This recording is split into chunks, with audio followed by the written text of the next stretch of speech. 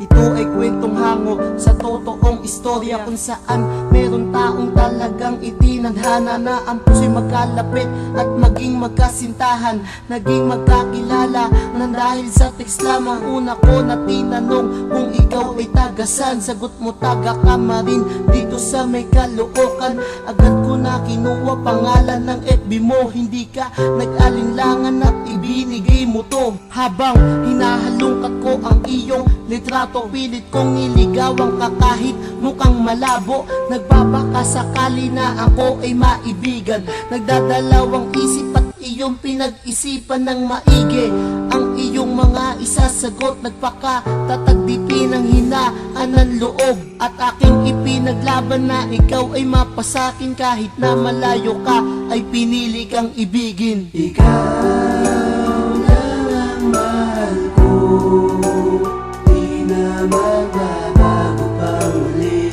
Di ka na mapapalitan sa puso ko. At kung ano man ang mangyari sa ating dalawa, di kita pababayaan,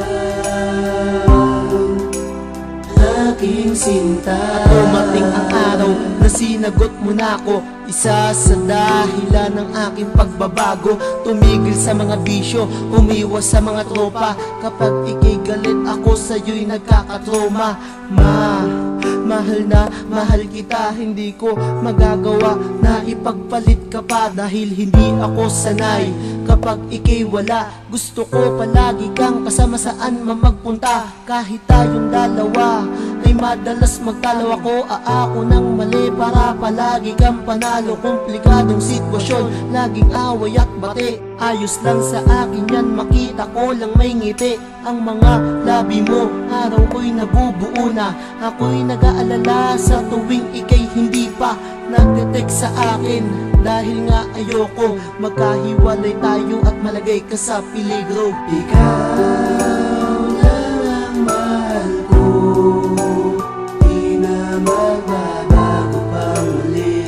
Di ka na mapapalitan sa puso ko. At kung ano man ang mangyari sa ating dalawa, di kita pababayaan, aking sinta.